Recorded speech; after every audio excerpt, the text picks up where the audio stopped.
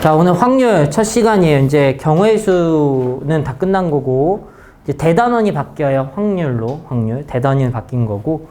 우리가, 확률과 통계라는 이 책에서 대단원이 딱 3개가 있어요. 하나가 첫 번째가 경우의 수.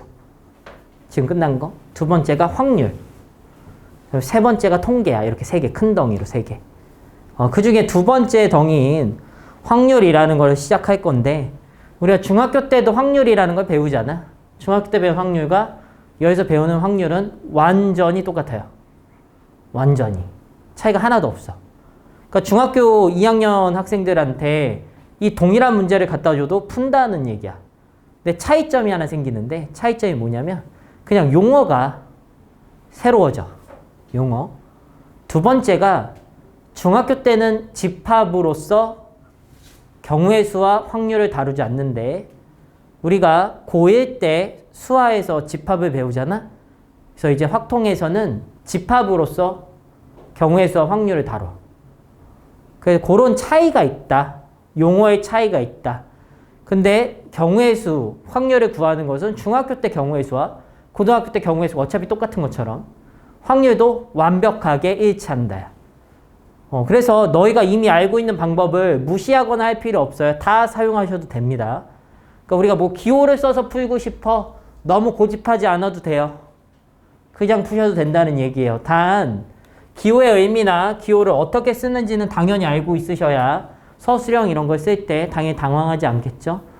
그런 느낌이라고 생각하면 돼요. 그래서 첫 번째 용어 정리를 좀 해볼 거야.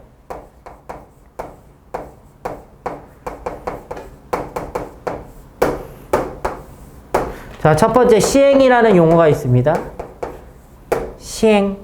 시행이라는 느낌은 이렇게 행동을 하는 느낌 아니야? 시행? 근데 시행이라는 것은 만약에 우리가 어떤 경우의 수를 구하려고 하는데 주사위를 던지거나, 근데 주사위를 진짜 던질 수도 있지. 근데 누가 던지는 거 옆에서 이렇게 보고 있어도 되지 않아? 그런 것들을 다 시행이라고 부르는 거야. 됐어? 뭐 실험을 하거나 옆에서 관찰하거나 그런 행위를 그냥 시행이라고 한다 라고 그냥 기억만 살짝 시행이라는 용어도 있구나, 그런 행위를 하거나 관찰의 행위를 우리는 시행이라고 해 정도로 가볍게 넘기시면 돼요. 자, 두 번째로 표본공간이라는 게 있어.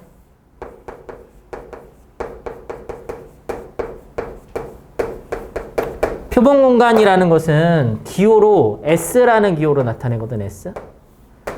근데 잘 들어봐. 우리는 이제 경우의 수와 사건을 집합으로서 다루려고 해. 집합. 만약 예를 들면 주사위를 한 개 던졌을 때 일어나는 사건의 집합이야. 그 사건은 뭐가 있어? 주사위를 하나 던져봐. 1의 눈이 나오기도 하고 2가 눈이 나오기도 하고 3이 나오기도 하지. 막 이렇게 나오잖아. 그치? 그러면 주사위를 던지는 그런 시행을 하나 했을 때 나오는 결과를 싹 다 모아놨어. 그럼 그 집합 안에는 뭐가 있을까? 1, 2, 3, 4, 5, 6이 있겠지? 그럼 주사위 하나를 던졌을 때 그거 말고 더 일어날 수 있어? 없잖아. 그럼 얘가 전부라는 느낌이지. 전체 집합이라는 용어와 동일한 거야. 그러니까 우리가 집합에서의 전체 집합이 여기 경우의 수 확률에서 표본공간이라고 표현돼. 왜? 집합이 완전 똑같이 표현은 안 할 거니까. 그러니까 전체 집합이 여기서는 표본공간이다 라고 생각하면 돼. 그래서 우리가 전체 집합은 기호로 뭐로 썼었어? 일반적으로 U를 많이 썼었지? 맞아. 여기서는 표본공간이라는 것을 기호로 일반적으로 S라는 기호를 많이 써. 됐어? 이게 샘플 어쩌구의 약자여서 S를 많이 쓰는 거야. 그래서 뭐 그렇게 엄청 신경 쓸 필요는 없긴 하지만 표본공간은 전체 다를 말하는 거구나 라는 느낌 정도로 넘어가셔도 상관없습니다. 됐죠? 자, 세 번째로 사건이라는 게 있는데, 사건. 예를 들어서 내가 아까 전에 표본공간을 설명할 때 주사위를 하나를 던지는 시행을 한 거야. 그때 표본공간 S라는 애는 집합으로서 결과가 뭐가 있어? 1, 2, 3, 4, 5, 6이라는 사건의 결과들이 있겠지? 이 각각이 다 사건인 거야. 됐어? 그때 어떤 개념이 하나 더 생기냐면 밑에 근원사건이라는 게 밑에 바로 나오니까 근원사건 설명을 먼저 할게요. 근원사건이라는 것은 주사위 하나 던졌을 때 나올 수 있는 가장 기초가 되는 결과에는 뭐가 있어? 1이 나왔다. 2가 나왔다. 더 이상 쪼개질 수 없는 결과가 있지. 걔를 근원사건이라고 불러. 더 이상 쪼개질 수 없는 사건이라고 생각하면 돼. 만약 예를 들어서 주사위를 하나 던졌을 때 짝수의 눈이 나오는 사건에는 뭐가 있어? 2, 4, 6이 있잖아. 그럼 3개나 있는 거잖아. 근데 주사위 하나 던졌는데 1이 나오는 사건 안에는 다른 사건이 더 있어? 그럼 1 하나로 끝나잖아. 더 이상 더 세분화되지 못하지. 그런 것을 뭐라고 부르냐면 근원사건이라고 불러. 즉 이런 표본공원에서 원소 하나하나 있지, 요거? 이렇게 하나하나. 얘를 뭐라고 부르냐면 근원사건이라고 부르는 거야. 즉 원소 하나하나라고 생각하면 돼. 더 이상 쪼개질 수 없는 사건. 됐어. 용어 받아들이고 있죠? 이건 용어니까 아주 단순하게 그냥 받아들이시면 돼요. 그럼 사건이라는 건 뭐냐면 어떤 시행했을 때 이런 애들이 막 일어날 수 있잖아. 일부 부분집합들을 사건이라고 불러요. 만약 예를 들어서 주사위를 하나 던졌을 때 A라는 사건 하나 지정했는데 이 A라는 사건은 짝수의 눈이 나오는 사건이야. 그럼 뭐가 되겠어? 2, 4, 6. 당연히 표본공간의 부분집합이지 않니? 이 사건 말고는 더 이상 일어날 수 없는데 그거 벗어날 수는 없을 거 아니야? 그래서 당연히 표본공간의 부분집합들로 어떤 사건들이 있을 수 있는 거야. 그럼 사건 A는 뭘 사건 A라고 지정했을 때 A가 되는 거야? 짝수의 눈이 나오는 사건을 A라는 사건이라고 하면 A라는 사건은 이런 근원 사건들을 갖고 있는 거지. 그래서 2가 나와도 짝수의 눈 4, 6 이런 느낌인 거야. 그러니까 지금 우리가 중학교 때 경우의 수를 그냥 했잖아. 걔를 이제 집합처럼 해석할 거란 얘기야. 사건의 집합들로 해석할 거다. 그래서 얘를 용어들을 다시 배우는 느낌인 것 뿐이야.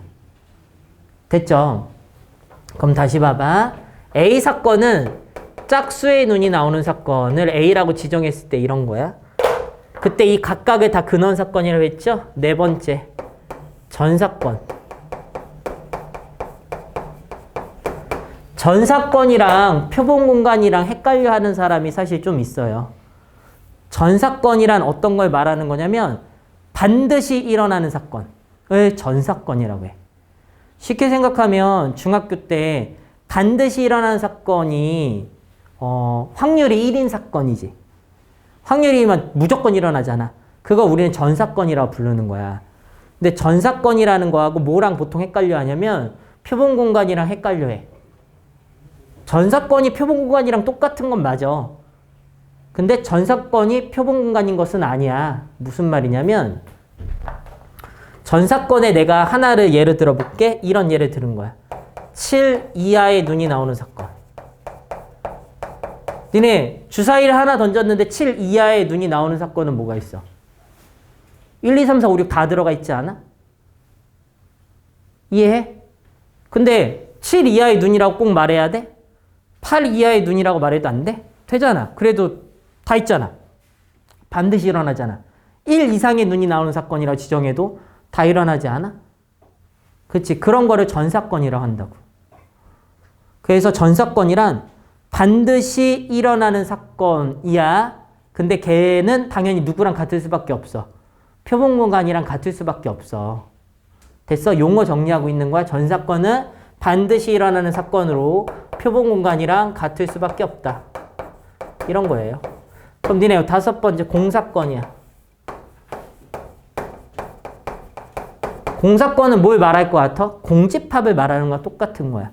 뭐가 공집합이었어? 원소가 없는 거였잖아. 공사건은 절대로 일어나지 못하는 사건을 공사건이라고 해. 됐어? 그럼 예를 들면 이런 거죠. 뭐 할까? 7 이상의 눈이 나오는 사건.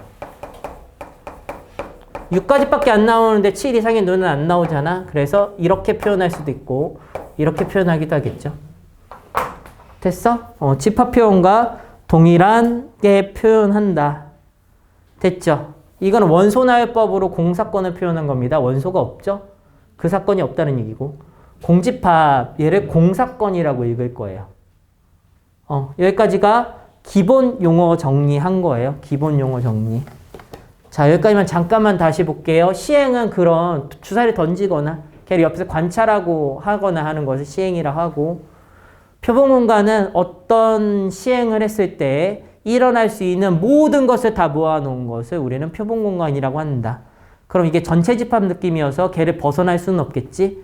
그럼 그 안에 있는 사건들의 뭐 짝수의 눈이 나오는 사건, 홀수의 눈이 나오는 사건, 뭐 그런 것들이 있겠지. 그런 애들을 집합으로 표현한다까지도 이해 갔을 거고.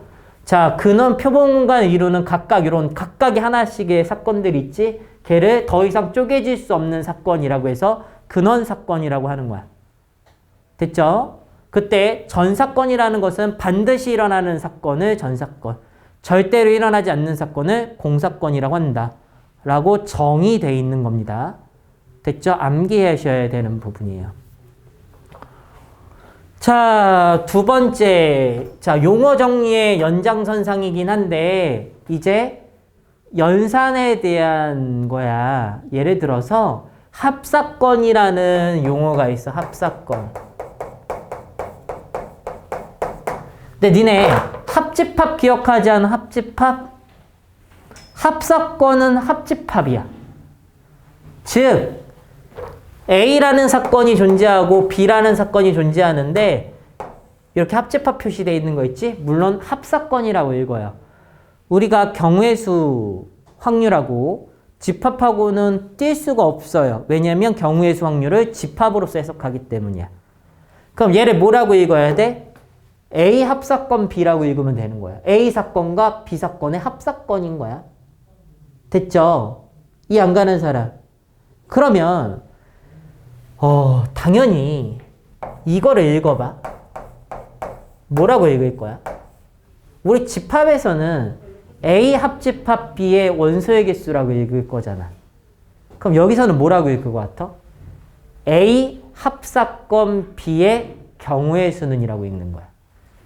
A 합사건 B의 경우의 수라고 읽으면 되는 거야.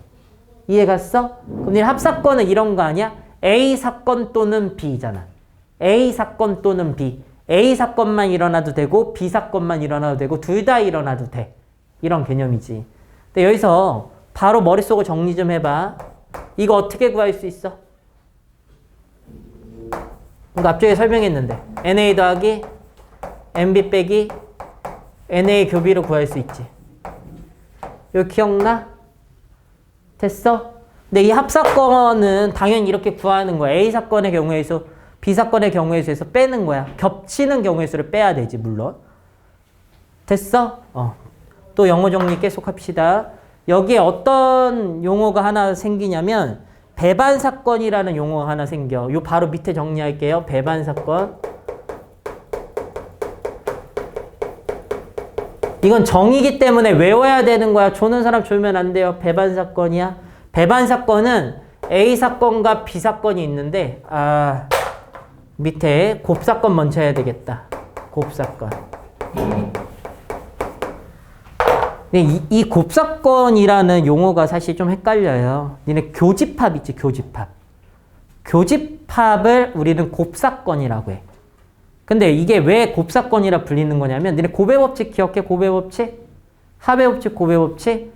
합의 법칙은 두 사건이 동시에 일어나지 않을 때 더했었지. 그런 느낌. 더했을 때 느낌. 더했을 때 느낌. 맞아? 곱사건은 언제 곱했어? 경우의 수에서? 순차적으로 일어나거나 동시에 일어나. 그 각각의 같은 횟수 일어나. 그럼 곱했지. 근데 그거잖아. A라는 사건이 일어나고 그리고 B라는 사건이 일어날 때잖아. 근데 그렇게 그리고가 교집합 아니야? 교집합? 근데 집합에서는 그거를 겹친다고 그래서 교라는 걸 썼잖아. 여기서 우리가 경우의 수는 뭐 했었어? 곱했었지, 경우의 수를. 그래서 얘를 곱사건이라 부르는 거야. 기호는 어떻게 쓰고? 교집합처럼 쓰고. 걔를 뭐라고 읽어? 곱사건이라 읽는다고. 이건 용어라고 외우셔야 되는 거 헷갈리지 말고. 그럼 이거를 뭐라고 읽을 거냐면 곱사건은 A 교집합 B라고 쓰지만 A 사건과 B 사건의 곱사건이라고 읽는 거야. 내가 문제 풀다 보면 이거 다 그냥 교집합이라고 읽거든. 그러니까 두 사건이 동시에 일어난 거야. 그 경우의 수는 이렇게 물어본 거라고. 안 받아들여지는 사람. 근데 이 곱사건에 대해서는 이 뒤에 조건부 확률에서 굉장히 자세하게 다시 다뤄야 돼요. 그냥 단순하게 이 얘기가 아니기 때문에 우선은 느낌만 살리는 거야. A사건과 B사건에 동시에 일어나는 사건을 우리는 곱사건이라고 한다. 됐죠? 그래요. 그럼 얘가 곱사건이라면 배반사건의 정의가 이렇게 내려져 있어요. A사건과 B사건의 관계에 대한 얘기인데 두 사건을 곱사건했더니 공사건이 나오는 두 사건의 관계를 우리는 배반사건이라고 해요. 그럼 배반일 때는 두 사건이 동시에 어떻게 하는 거야? 일어나지 않을 때인 거지. 그럼 배반사건일 때 합사건의 경우의 수는 예지에 배반사건이 A, B가 그럼 누가 0인 거냐면 이 경우에는 이 부분이 0인 거야. 얘가 곱사건 두 개 겹치는 게 하나도 없어. 그러면 겹치는 경우의 수가 0개잖아. 그래서 얘가 그냥 얘네들을 더하면 된다. 언제? 배반사건일 때. 배반사건은 지금 용어 정리만 하는 거야. 용어 정리만. 배반사건은 뭐라고? 곱사건이 공사건인 두 사건의 관계. 즉 겹치지 않아. 동시에 일어나지 않는다라는 말을 하는 거야. 됐어요? 여기까지도? 자, 지금 여기 하는 것은 다 외우는 내용을 말하는 거야. 다음 여사건이야. 여사건. 여사건. 니네 여집합 기억나? 여집합? 여집합이 뭐였어? 그 집합을 A여는 A 집합을 제외한 나머지지? 그럼 여사건은 뭘 것 같아? A 여사건은 A 사건을 제외한 나머지 사건을 말해. 그럼 만약에 예를 들어서 이거를 뭐라고 읽냐면 A 여사건이라고 읽는 거야. A 사건을 제외한 나머지. 그럼 얘는 어떻게 구할까를 한번 생각해봐. 표본공간 S에서 A를 차집합하면 돼. 이해가? 전체에서 A를 제외하면 A를 제외한 나머지. 근데 어디를 벗어날 수는 없는 거야. 표본공간을 벗어날 수는 없다고. 얘가 전체 집합 개념이라고 그랬지? 그 사건을 벗어나진 않아. 그 안에 있으면서 A는 아니네 라는 의미가 여사건이라는 개념이야. 됐어? 우리가 적어도 같은 게 나오면 여사건을 많이 이용하지 걔를 제외한 나머지로서 경우의 수를 구하기도 하고 확률을 구하기도 하고 그게 여사건이라는 개념이야. 그래서 중학교 때의 용어 정리만 안 했던 거야. 이 내용 지금 봐봐. 여기 있는 내용 잘 생각해봐. 중학교 때 다 배웠어. 예를 들면 이거야. 공사건이라는 용어는 안 썼지만 절대로 일어나지 않는 사건의 확률은 0이다. 전사건이라는 용어는 쓰진 않지만 반드시 일어나는 사건의 확률은 1이다. 이런 거야. 사건이라는 표현은 안 쓰지만 뭐뭐가 일어날 경우의 수는 이런 말 쓰잖아. 그럼 이게 그 사건이야. 다 그 사건. 그 사건. 근데 걔를 중학교 때는 그냥 막 셌잖아. 걔를 이제 뭐로 표현하겠다. 사건들을 다. 집합으로 표현하겠다라는 얘기를 하고 있는 것 뿐이라고. 차이가 없어. 그래서 여기서 배우는 것은 용어 정리. 집합이라는 걸로 경우의 수나 이런 거를 확인하는구나 정도 용어 해석. 자, 이제 여기 밑에도 봐봐. 와, 잠깐 봐요. 잘 보세요. 잘 보세요. 여사건도 이렇게 확인할 수 있죠. 이렇게 계산될 수 있는 것도 알죠. 근데 니네 이런 것도 배우지 않니? 이건 이 기호는 뭘 의미해? A 여사건의 경우의 수는 아니야? 맞아? 근데 니네 이거 집합에서 연산 법칙들 있지? 집합에서 연산 법칙들 또는 원소의 개수 구하는 것들 있었잖아. 거기서 배웠던 거 여기서 다 똑같이 다 써도 돼. 그럼 니네 이거 혹시 어떻게 구했는지 기억나? 이거 뭐 하면 돼? NS에서 NA 이거 빼면 되지 않아?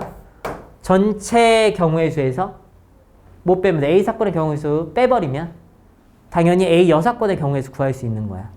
근데 이런 거 아무거나 다 써도 된다고. 니네 이런 것도 기억나? 이거 어떻게 구했어? 물론 이런 기호를 쓰지는 않아. 이런 거 기억나지? 근데 얘는 이렇게 바꿔 써지기도 하잖아. 이렇게. 차집합은 교집합의 여집합으로 고치는 거 이해했어? 그래서 차사건이라는 건 없어. 그래서 A 차집합 B를 할 수는 없지. 근데 A 곱사건 B의 여사건인 것은 할 수 있잖아. 근데 이걸 어떻게 연산했던지 기억나? A 차 B? 두 가지로 풀 수 있었어. NA 합 B에서 누구를 빼도 되니? NB를 빼도 되고, 또는 NA에서 NA 교비, 이런 걸 해도 됐었다고. 이런 것들을 다 써도 돼. 그러니까 고1 때 배웠던 집합이 잘 되면 여기서도 편리한 점이 당연히 있을 거란 얘기야. 이런 것들을 쓸 거기 때문에.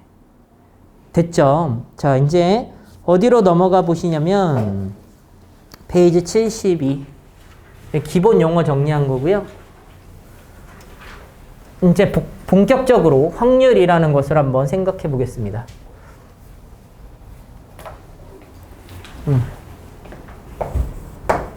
그래서 도대체 확률은 뭐냐? 자, A 사건의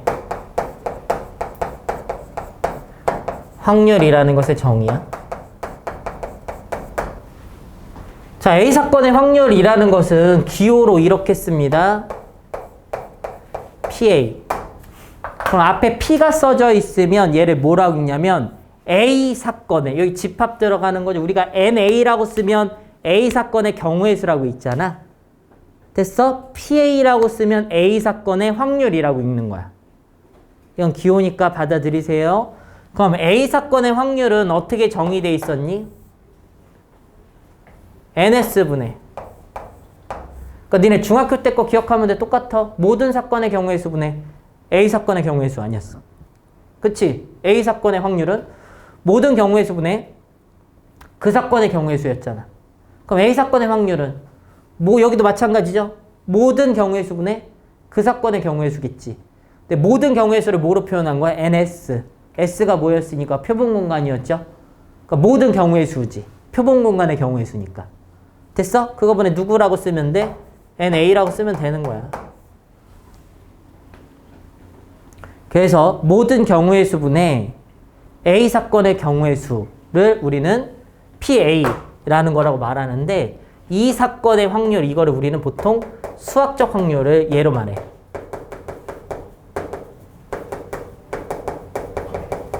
봐봐, 니네 동전을 하나 던지면 앞면이 나올 확률이 얼마야? 2분의 1이지 않아? 걔는 무슨 확률이야? 수학적 확률이야. 왜 수학적 확률이야? 니네 진짜 동전 던져봐. 2번 중에 1번 반드시 앞면 나와? 2번 던졌을 때 앞 나올 수도 있잖아. 3번 던졌는데 앞도 나올 수 있잖아. 그러면 앞 나오면 실제로 앞면이 나올 확률은 1인데? 됐어? 근데 우리는 수학적 확률, 동전을 던지면 앞과 뒤가 나올 수 있는데 걔네 둘이 나올 확률, 그러니까 그 경우는 같다라고 생각해서 2분의 1이라고 생각하는 거잖아. 그게 수학적 확률이지. 근데 그러면 수학적 확률 말고 또 뭐가 있었어? 통계적 확률이 있었지. 통계적 확률. 통계적 확률은 어떤 것을 통계적 확률이라고 그래? 지금 얘는 수학적 확률이고. 통계적 확률 이런 거야. 어떤 시행을 n번에, 아까 예를 들면 동전을 던지는 시행을 n번 하는 거야. n번.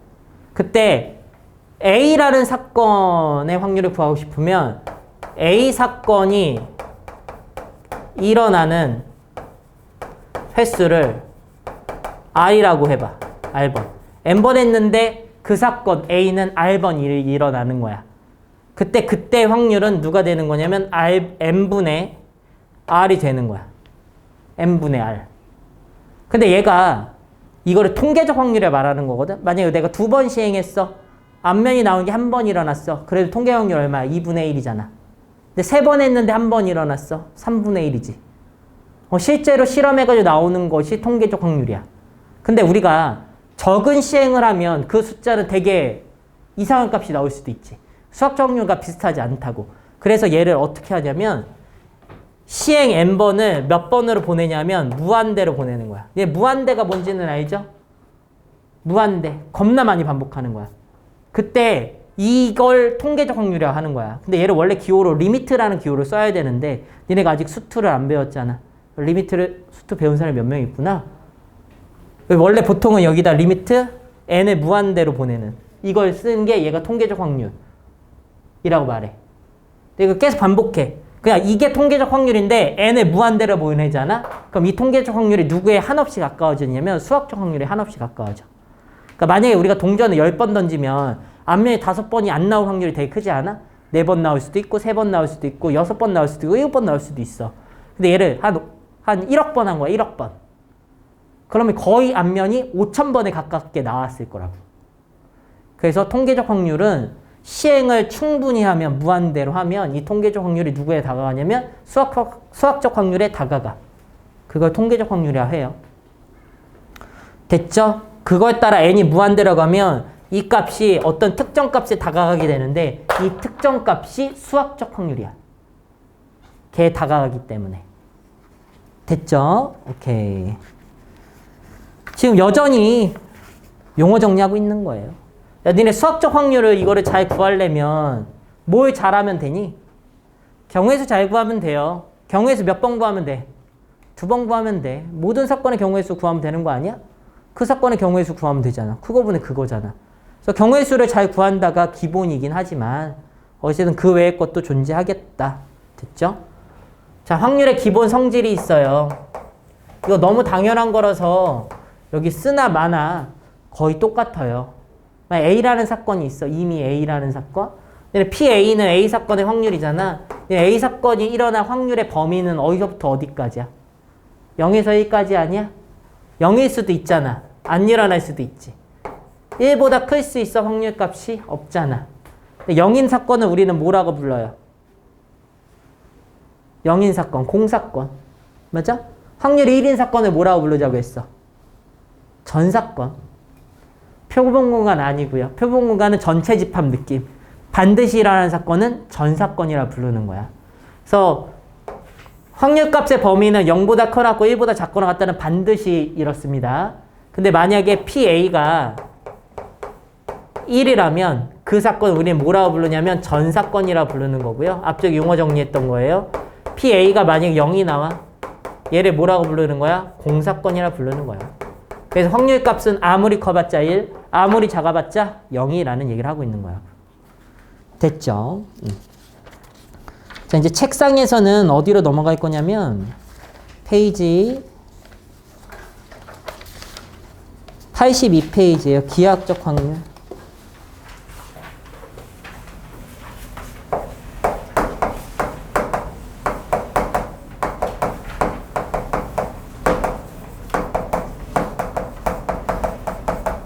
근데 기하학적 확률은 현재는 교육과정상에 없어요. 현 교육과정상에는 없다. 근데 문제집에서는 기하학적 확률을 다 다루고 있긴 하거든요. 일반적인 문제집에서. 교육과정상에는 아예 없어요. 아예 이미 없어졌어. 그러니까 교과서에 없다는 얘기야. 근데 중학교 때도 기하학적 확률 다뤘던 거 알아? 중학교 때도 기하학적 확률 다뤘어. 니네 대표적인 문제가 그거야. 양궁할 때 활 쏘는 거. 가운데 관역 10점짜리, 9점짜리, 8점짜리 뭐 이렇게 해놓은 다음에 여기 반지름 1, 두 번째 반지름 2, 세 번째 반지름 3이야. 그래서 넓이비가 1대 4대 9.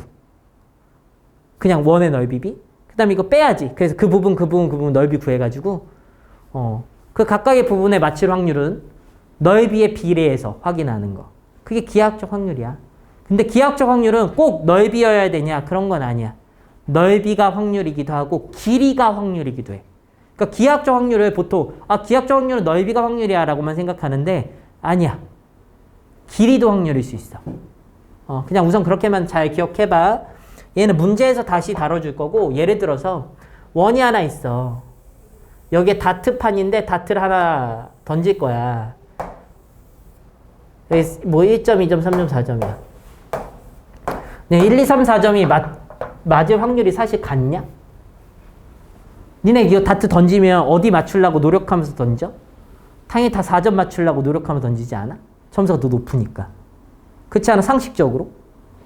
그럼 니네 여기가 더 많이 맞을 것 같아? 여기가 더 많이 맞을 것 같아? 여기가 사실 더 많이 맞아. 일반적으로 우리가 현실에서는. 근데 얘는 현실이 아니죠. 얘는 수학이에요. 수학에서 기하학적 확률은 넓이가 똑같으면 맞을 확률도 똑같다라고 생각하는 것이 이 수학적 확률이야. 뭔 얘기냐면 우리가 만약에 주사위를 던져. 주사위가 있는데 거기 6이라고 써 있는 애가 제일 높잖아 우선은. 그럼 주사위 요 밑부분 6의 맞은편에다가 무게추를 하나 다는 거야. 그리고 던져봐. 뭐가 나올 확률이 더 클 것 같아? 당연히 6이 나올 확률이 더 커지지 않을까? 현실에서. 근데 우리는 수학적 확률에서는 그런 거 따져? 이 무게 균형이 안 맞으니까 이쪽이 더 잘 나올 거야. 또는 어디가 더 많이 나올 거야. 이런 거 안 따지잖아. 그냥 다 6분의 1씩이잖아. 우리는 수학적 확률을 다루는 거니까. 봐봐. 우리가 이렇게 번호에 숫자가 써 있으면 실제로 던지면 통계적 확률을 생각해봐. 어디가 더 많이 맞을 것 같아? 4가 더 많이 맞겠지만 우리는 통계적 확률을 다루는 게 아니라고. 그냥 이 넓이가 확률, 경우에서 동일하다고 생각할 거니까. 근데 4를 맞출 확률은 전체 넓이가 얼마니까. 전체 넓이 4라고 쳐볼게. 이거 등간격으로 나눈 걸 치고 4부분의 넓이 1일 거 아니야. 그래서 4점 맞을 확률도 4분의 1이고 각각이 다 4분의 1이다라고 생각하는 게 기하학적 확률이라고 그냥 우선 받아들여 놓으면 돼요. 물론 여기서 다른 것들을 더 사용하게 되겠지. 근데 그거는 개념상 배우는 건 아니에요. 이미 배웠던 내용들을 가지고 풀게 되는 거고. 어쨌든 넓이가 확률일 수 있고. 그러니까 넓이가 경우의 수여서 넓이분의 넓이로 확률을 구할 수도 있다. 자, 길이가 경우의 수여서 길이분의 길이로 확률을 구할 수도 있다라고만 받아들여 놓고 넘어가도 상관없어요. 교육과정상에는 없다고 그랬죠? 그냥 다시 말하면 수능에는 안 나와요. 내신에 나올 수 있어요. 됐죠? 자, 다시 넘어가 볼게요. 앞쪽에서 페이지 71페이지로 갈게요. 이제 문제풀이 하러 가겠습니다.